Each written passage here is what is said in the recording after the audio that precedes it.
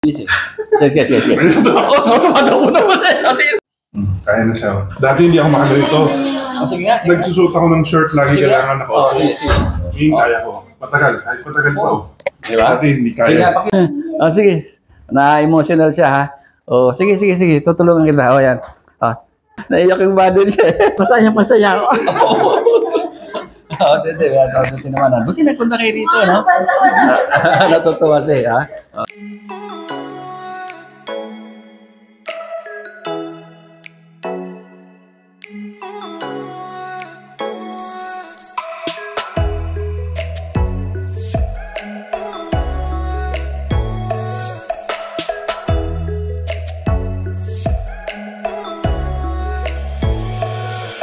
Reminder: Aviso Wellness is a holistic therapy applying scientifically proven from traditional and modern technology.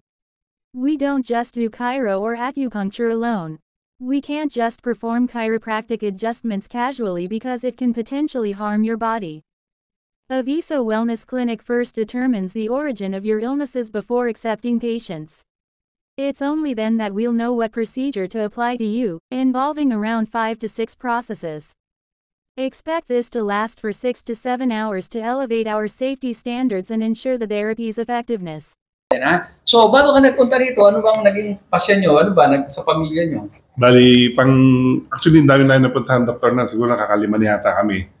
So, lahat, parang napapagod na rin kami. Paulit-ulit lang ng ginagawa, pero wala nangyayari. Wala nangyayari, ano? Sa Active Life, nakapunta kayo? Hindi? Hindi pa kami napunta. Pero nakikita ko rin sa Facebook yun. Kasi nga, nakikita ko sa feed na ko lumalabas. Ganun ba? Pero mas dito ko kasi nga nakikita ko maraming gumagaling. At nakakalakad. Pero ang alam ko, in-schedule ko ba sa opera? Ano bang sabi mo kanina? Hindi, yung huling sabi lang sa akin is wala na talagang kailangan operahan na raw ako. Actually, 2 doktor na. Kaya yung dad ko nagagalit na. Bakit pinatatagal mo pa? Ba't di ka pa magpa-opera? Antay mo pa nga kailan ka. Nag-aaway kami kasi nga hindi ko option talaga magpa-opera. Sabi ko, bigyan mo ko at least 3 months pa. Pag talagang wala na, sige, magde-decide na magpa-opera. Kaya nga sabi ko, sa huling punta ko ng opera, sabi ko, kailangan, dito mo na yung pinakahuli. Pag hindi pa rin ito gumana, magpapa-opera na ako. So malaking pala, no? Malaki pala pinagdaan. So, talagang, ngayon nakikita ko talaga, totoo at malaking improvement talaga. Totoo pala. Napapanood mo lang, di ba? Napapanood ko lang. Kaya totoo pala talaga ng kalakad. Pero hindi ako nanggaling sa iyo, ha? Yung nasa taas. Maraming salamat din, Doc. At least nakilala kayo. Sige. Basta kami rito, kahit ang nirireklamo yung tuhod mo, pero pinag-uusapan natin ngayon sa high blood, diabetes na, ha? Ngayon ko lang nakita na dami pa palang sakit na kaya kasama na yun lang ang babae. Hindi tayo magbabago sa bayad doon. Gusto ko, bibitawan ko kayo, good condition na kayo. Kasi itong Aviso Wellness, hindi talaga negosyo na, susunod, ito bayaran mo, hindi. Kung kayang isang yan, di ba? Kaya marami kong pasyente ngayon. Tapos, kumita ako konti, tama. Ako naman, ang pray ko na lang, bigyan na lang ako negosyo sa ibang negosyo na, wag lang dito kasi, katulad mo, ikwento mo, ilan ang anak mo, 5. Ang dami ng pinagdadaanan mo, di ba?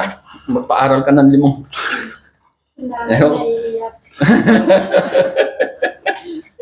Kaya ako tulong ko na lang sa inyo yan at ako masaya na ako. Basta ang kakilan, ako, pamilya ko, wala kaming sakit, At nakita mo na paano kami kumain.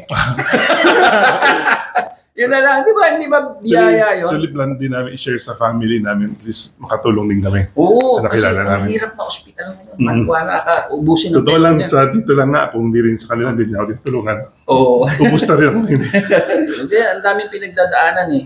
Pero di ba, sige, ganun talaga ang pagsubok. Sa ngayon may pagsubok. Ganun, parang bagyo ba? Wala. Hindi mo masabi talaga eh, di ba? Kasi importante yung health. Yun ang wealth. Thank you, Doc. Okay? Thank you. Masaya ka, ha? Sige. Okay.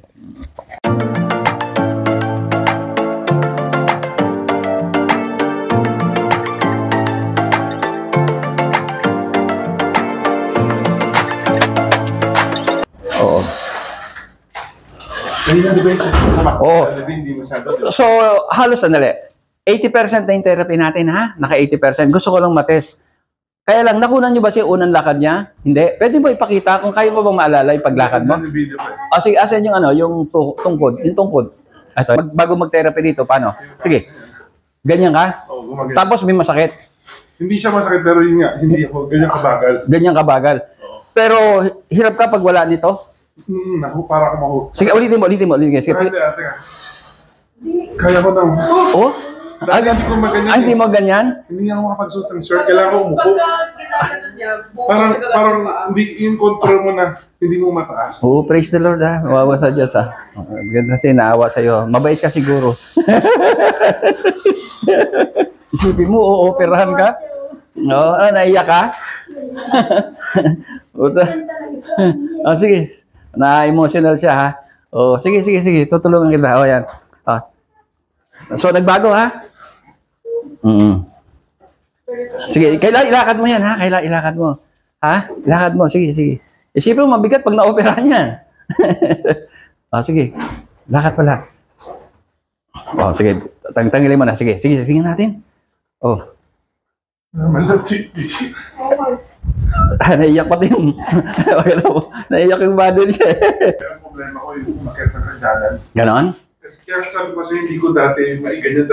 Simula nang na-aksidente ka? Hindi ko na maakyat. Hindi, simula na aksidente ka. O, sige. Hindi ko maganan. Hindi. Papakitin kita sa hagdanan, pupunta tayo. Kunan nyo ng video, ha? O, sige, kunan nyo ng video. O, sige, tingnan natin kung kaya na, ha? So, hindi ka hindi ka makakayat sa ganitong hagdanan, ha? Sige nga, subukan natin. Sige, lapit ka. Sige. Mas lumakas ka ngayon? Mas lumakas na. Dati kahit... Sige, baba ka nga. Yung baba naman, tingnan natin. Sige, baba. Sige. Nakababa na ako dati, hindi ko kaya talaga. So, baka na-improve din na, ha? Oo. Masaya ka, ano? Kaya na siya. Dati hindi ako makaganito. Sige nga. Nagsusuot ako ng shirt, lagi kailangan ako. Sige. Ngayon kaya ko. Matagal, kahit matagal pa. Diba? Dati hindi kaya. Sige nga, pakilis eh. Sige. Tumatawag naman eh. Sige. Gusto kong iyan mo. Sige. Yung kaya mo lang na hindi ka naman ano. Hindi hirap. Oo, ha? Sige. Mas okay na siya, mas hindi hinahirap. Mas ano, di ba? Saka hindi na parang ika-ika. Oo, ha? Lahat ka naging Oo, mas na may support. Pakita natin sa mother mo para lalo siya matuwa. Ano masasabi mo? Sobrang okay, buti na nakita ko kayo. Oo, totoo siya, naiiyak pa kanina. Pero ang ano sabi mo, operahan ka? Oo, operahan daw yun ang diagnose. Oo. Kailangan mo i-opera. Oo, ha? Una, naawa sa yung nasa taas. Masaya ako. Oo, tinawanan. Buti nagpunta kayo rito, no? Natutuwa siya, ha? Sige. Sige, ha? Pumasok siyang naka-walker, tsaka ayun, tingnan natin kung makakalabas na ng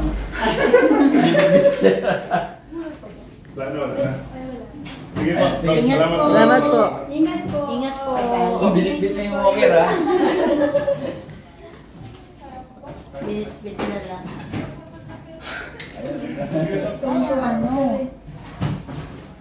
Ayan, marumi oh. Ayan, marumi oh. Annabelle, bakit hindi ka matutuwa? Operahan ka. Oo, operahan na lang. Ano ba tinasi?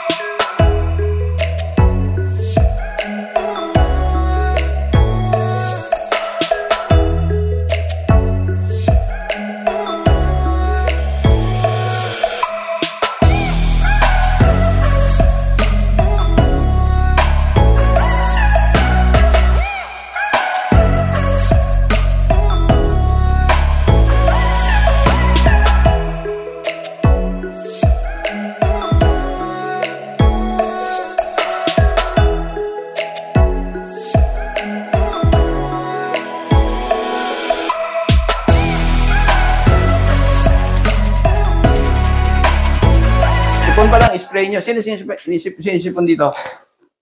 Sprayin mo siya, ha? Spray kayo. Tingnan. Meron na po. Nag-spray kayo? Nakabili na po ako. Kailan pa? Nakalinggo. Nakakatulong. Emergency po kasi nahirapan ako gawin. Ayun, Ngayon okay na po. nakatulong ba yung spray? Opo. Okay nga magsabi. Oo. Ito, sige sa... Ano sabi nyo? Ano sabi nyo? Ano po, nagtumawag po ako dito kasi nahirapan akong huminga, ubo ako ng ubo, ang daming antibiotic, ang dami kong gamot.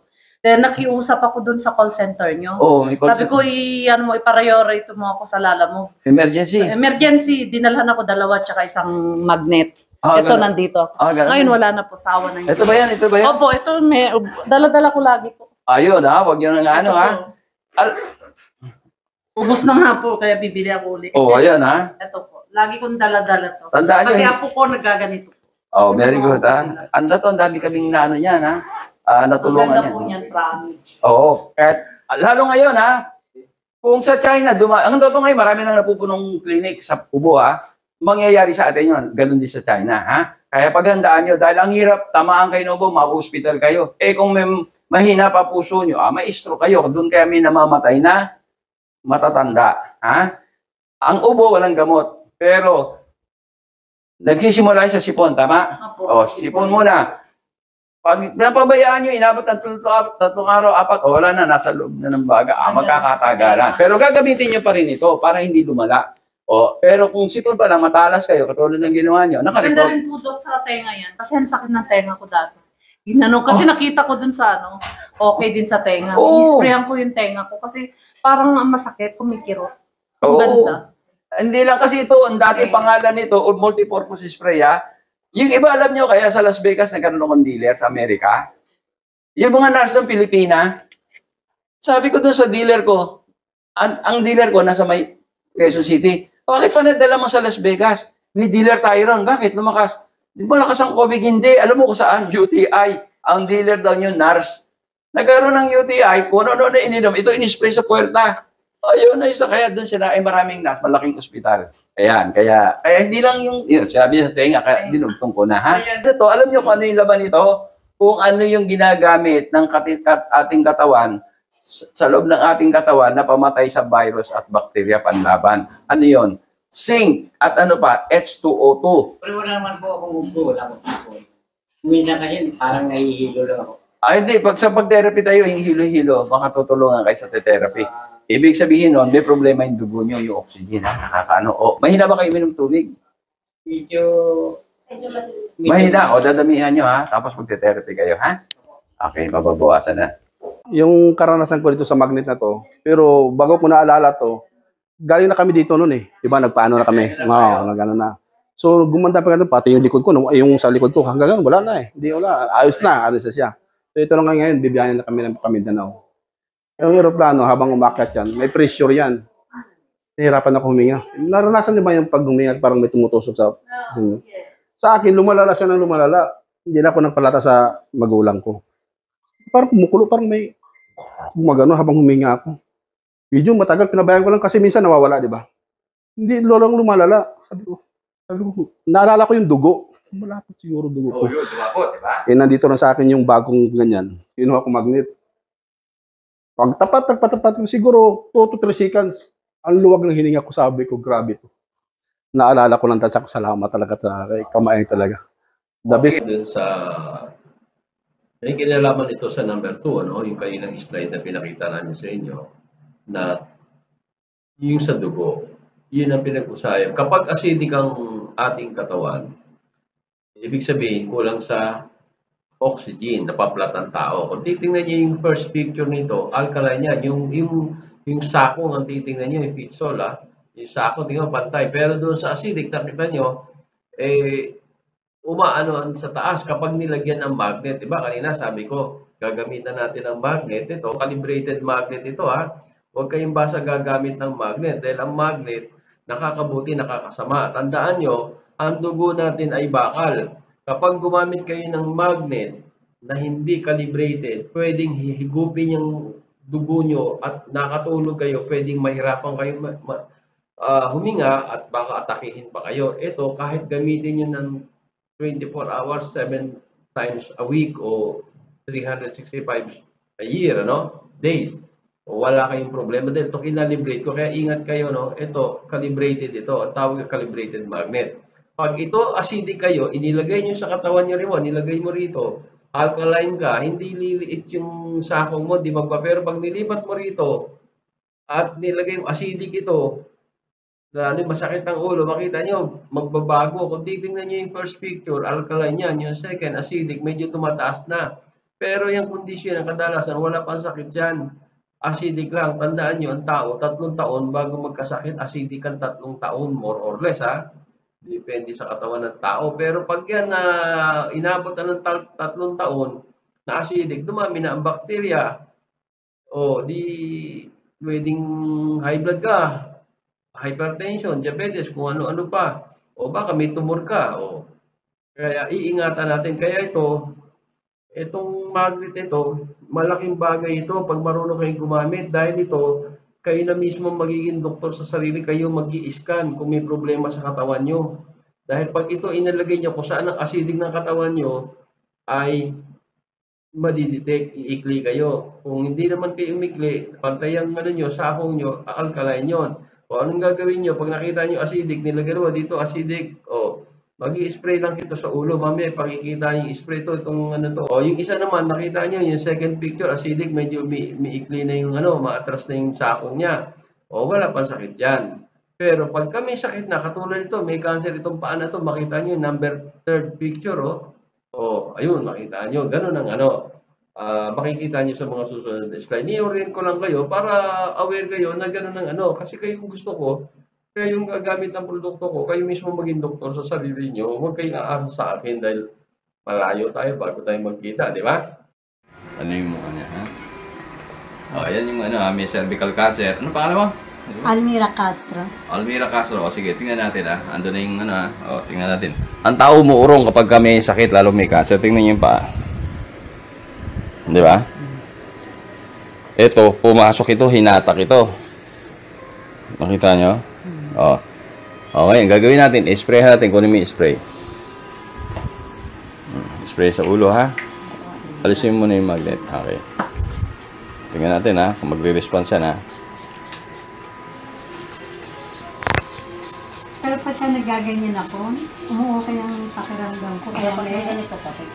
Importante yan, Yan, sige. Okay.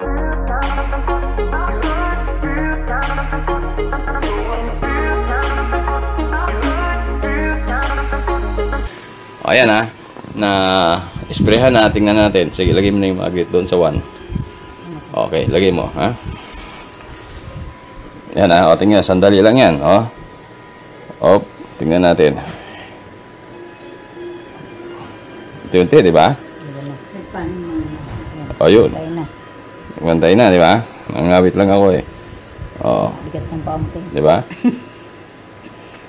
O, yun ang sinasabi ko, ha? Kaya malaking pag-asa. Napansin natin na maikli doon sa area na yon, so acidic yon, lumapot ang dugo doon, maraming bacteria doon, walang oxygen doon, Doon tayong sariling doktora, kaya yung iba, lahat naman tayo may cancer, ang totoo kaya lang maliit lang yung iba. Katulad ko, wala naman akong tumor, o di maliit pa, kasi nga yung doktor natin gumagana. Ang ginagawa niyan, anytime na nagdidikit-dikit, nag-acidic, malakas ang doktor ko, iwa-hiwalay niya para dumalo yung dugo, nutrients, oxygen, matanggal yung basura.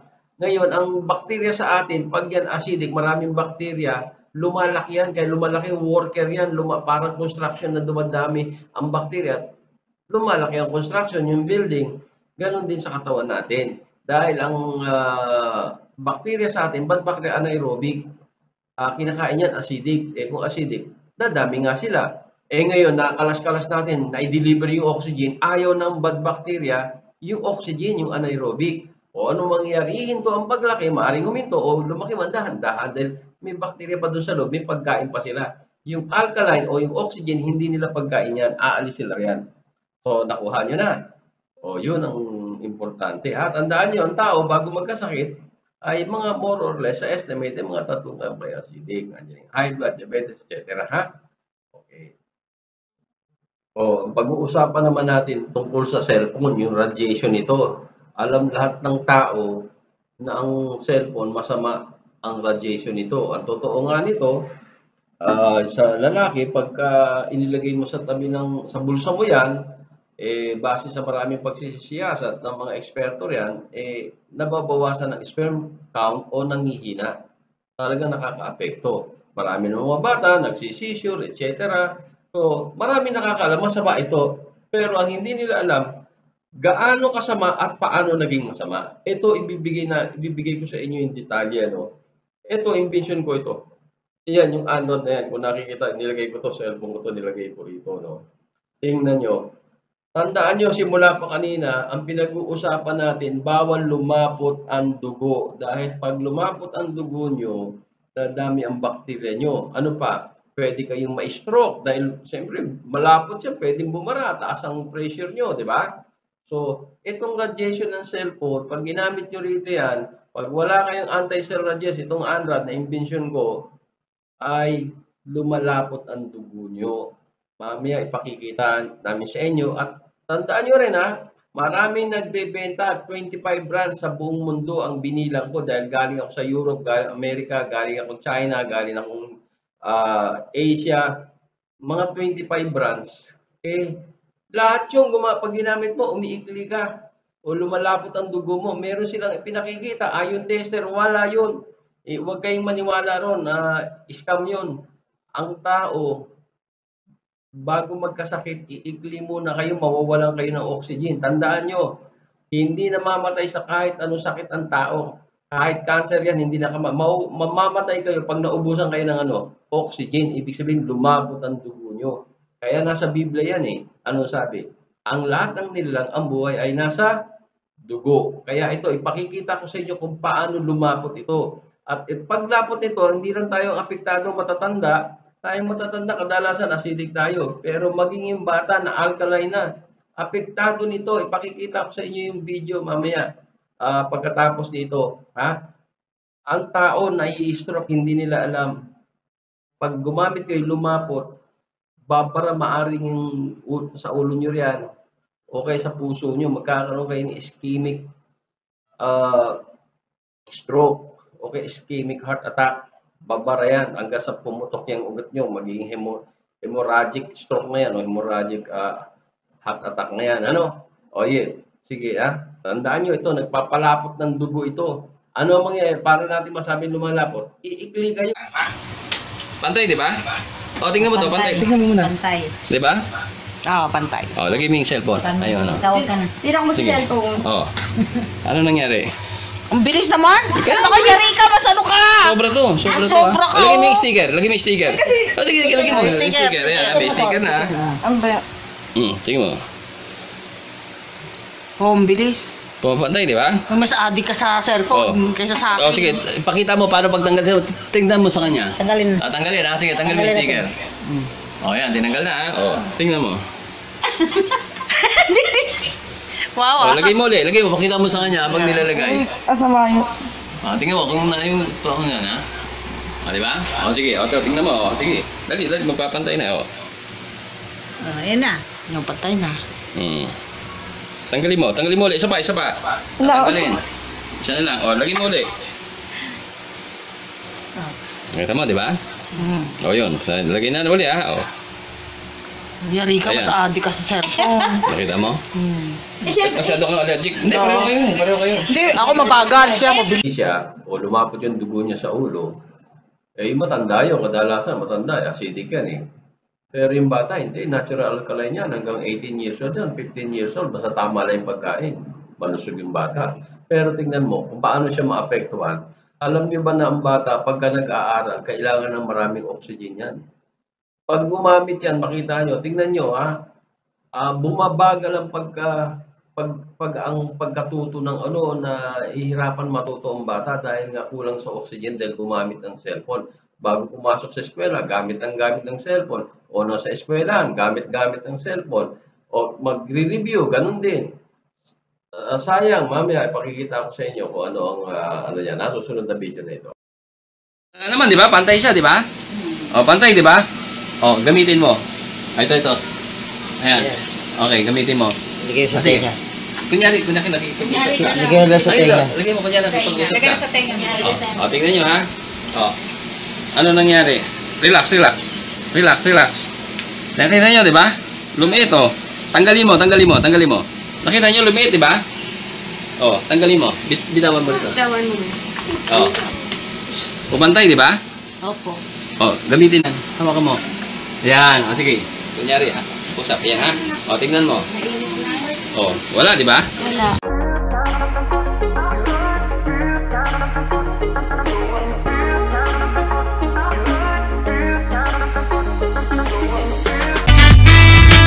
Ilang mga natatanging Pinoy sa bansa ginawaran ng pagkilala sa katatapos lang na Bravo Philippine Awards na ginanap sa Manila Hotel. Basta binigyang pagkilala yung Pinoy inventor na si Ismael Aviso Sr. bilang Inventor of the Year at kanyang anak na young entrepreneur na ginawaran ng Excellence in Business.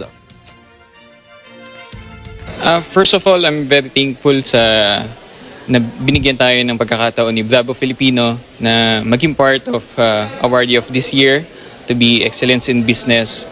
So I'm very happy na nakasali yung business namin dito. Nagpapasalamat ako maraming. Una sa Diyos, siyempre. Pangalawa, sa mga organizer nito, nakilala nila yan. Lalo-lalo na sa panahon ng pandemic. Ano?